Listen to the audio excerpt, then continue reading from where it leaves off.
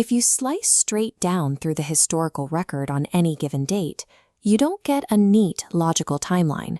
You get a chaotic cross-section of unrelated eras colliding on a single page of the calendar. Take today.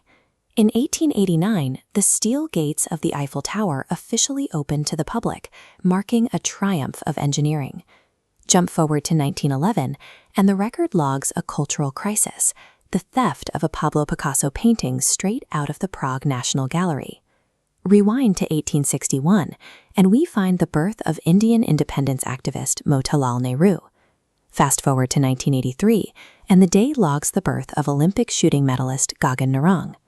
But if we strip away the 19th and 20th centuries, bypassing the steel monuments, the stolen art, and the Olympic medals, the timeline slams to a halt 4 centuries ago, the year 1589.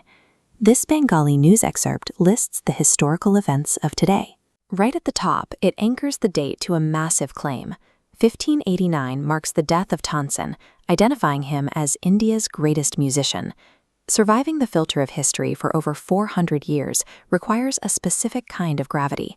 We have to ask, how did a 16th century classical musician secure a legacy so massive that his death still commands the top slot on this timeline? The answer lies in the 16th century Mughal Empire. Emperor Akbar's royal court operated as the political nerve center of South Asia, but it was also designed to be the peak of human intellect and art in the region. At the core of this intellectual empire was an exclusive group known as the Navaratnas, or the Nine Jewels. Look at this diagram of the court's power structure. The 9 outer orbits required peerless mastery over disciplines like poetry, finance, or strategy.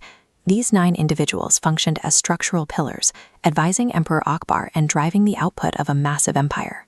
The pressure to perform at this level was unrelenting.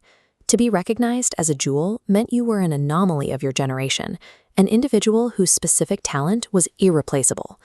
Akbar's court functioned as a deliberate curation of human ability, providing the ultimate stage for a prodigy to be immortalized. Thompson occupied the musical position among the Navaratnas, serving as a codified, essential pillar of the empire's identity. Historical iconography, like this illustration, depicts a master projecting supreme control and deep concentration. It explicitly labels him a jewel of Indian music. His daily work provided the official soundtrack for the empire, directly shaping the acoustic aesthetics of the entire Mughal era. By holding this rank, Tanson's personal style and melodic innovations became the formal standard for the entire subcontinent. This position allowed him to codify the rules of classical performance, building a level of authority based entirely upon his command of acoustic resonance. Consider the year 1589.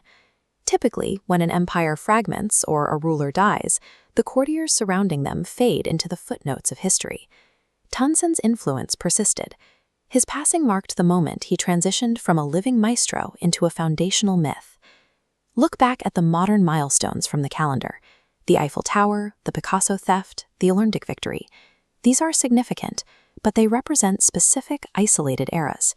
Tanson's legacy remains continuous.